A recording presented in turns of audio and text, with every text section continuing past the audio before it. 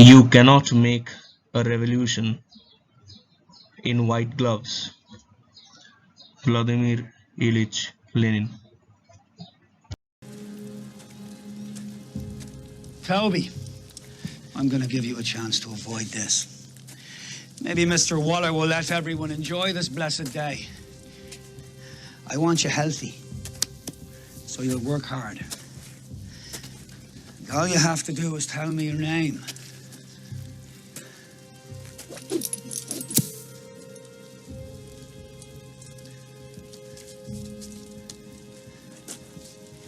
I'm Kunta Kinte.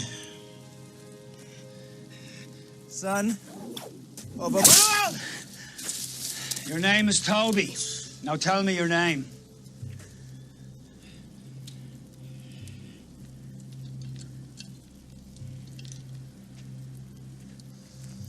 I'm Kunta Kinte. That's not your name. Toby's your name. Now what is your name? Say it.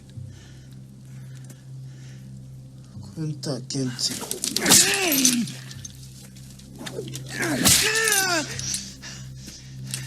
Toby's your name. Now I'll ask you again. Tell me your name.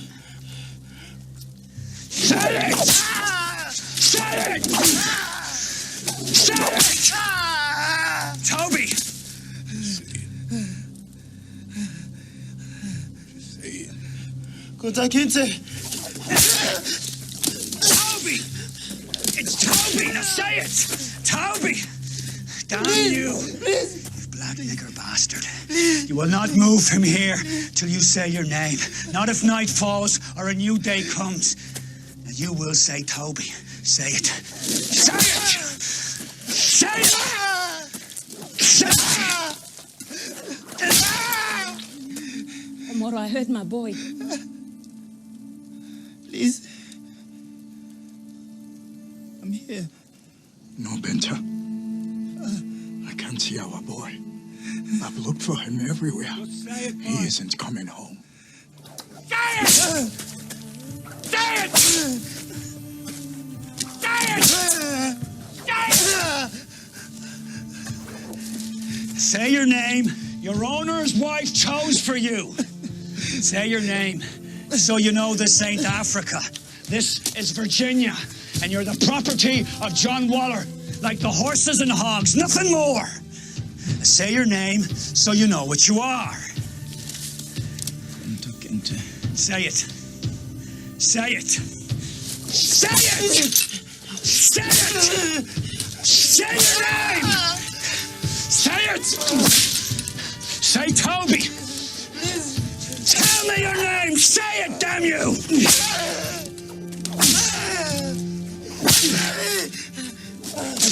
Say Toby! Just say your name! He said it.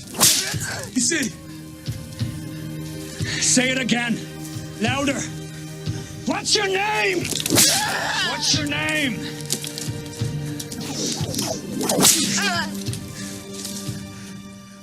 Toby.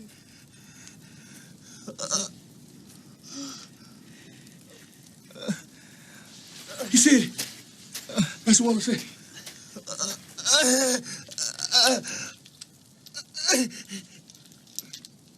Toby.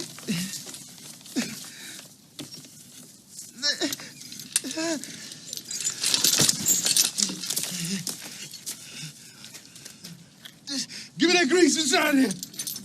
Go home now. Everyone, go on, go. Tomorrow's another work day.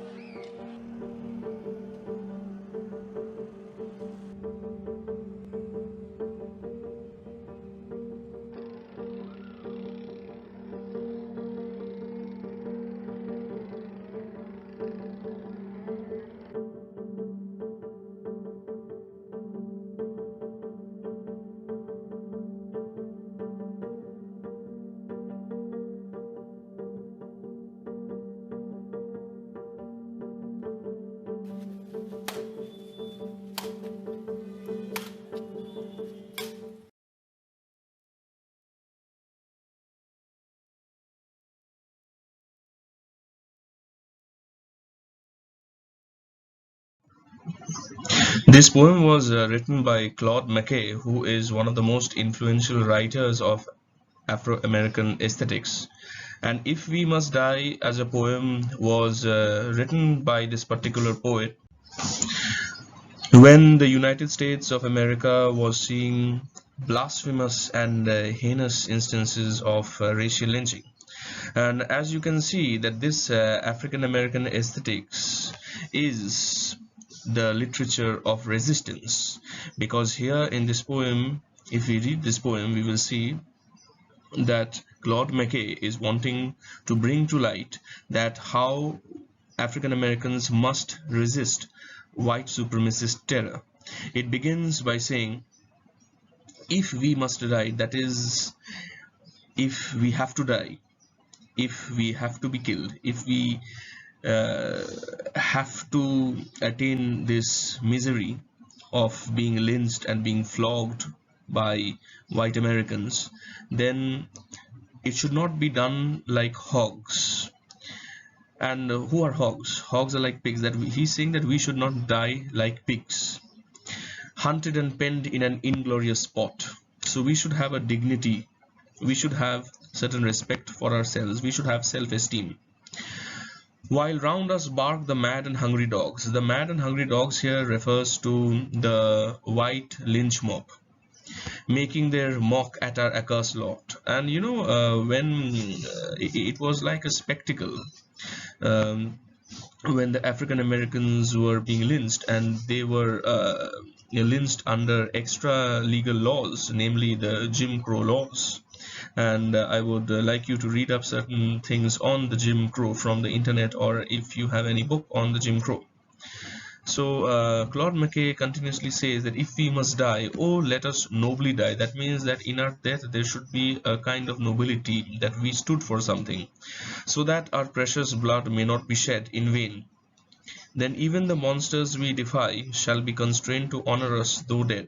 So the white supremacists are continuously being referred to as monsters. O kinsmen, now we must meet the common foe. Here kinsmen refers to brothers, and brothers refers to the black fraternity, and they should be united against, for example, the terrorist gang like the Ku Klux Klan. We must meet the common foe. The common foe are the people practicing white supremacy and the racist narrative which comes from that white supremacy. Though far outnumbered, now he realizes that the African Americans are far outnumbered, but he insists on being brave. Let us show us brave, and for their 1,000 blows deal one death blow. So even the African Americans want to react, even they want to give the death blow. What though before us lies the open grave? Like men we'll face the murderous cowardly pack, pressed to the wall, dying but fighting back. So this is the particular note of resistance that we see in this poem, where the main theme is fighting back.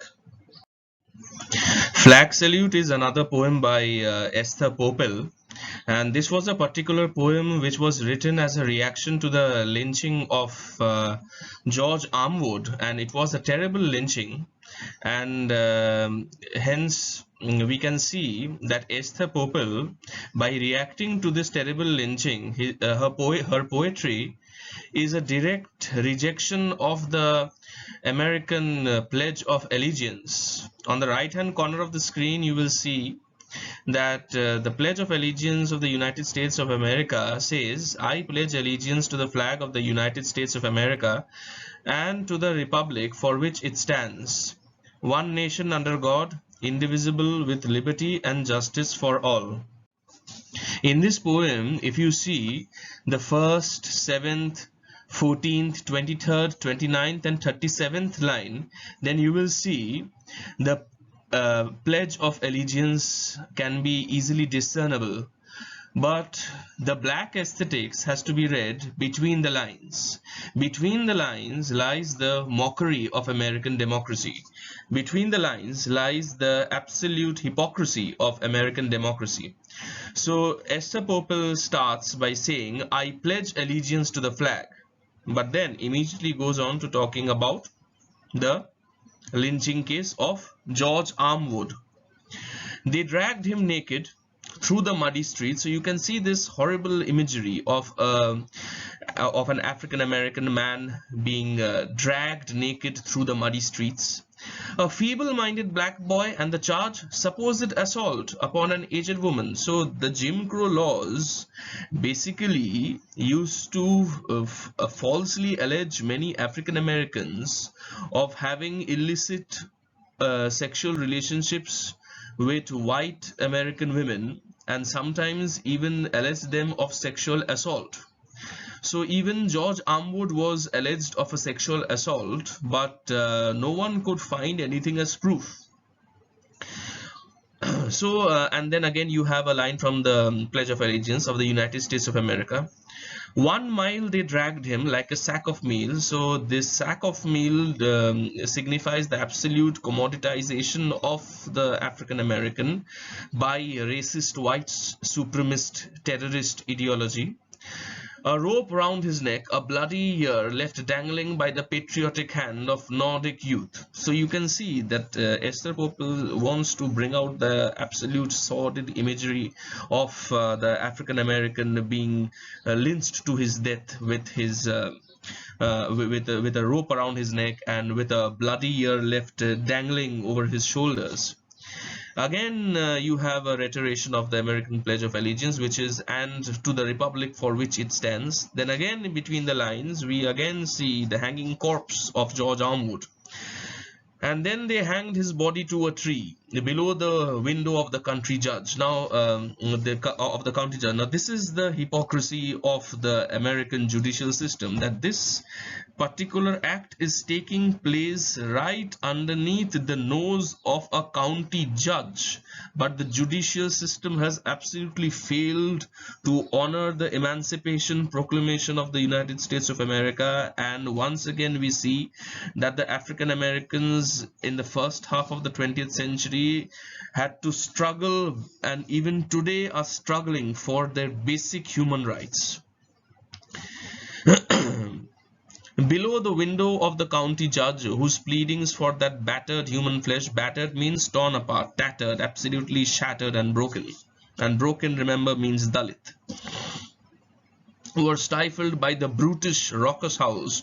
So the adjectives which have been used to define the terroristic white mob lynch, a white lynch mob, is brutish and raucous. So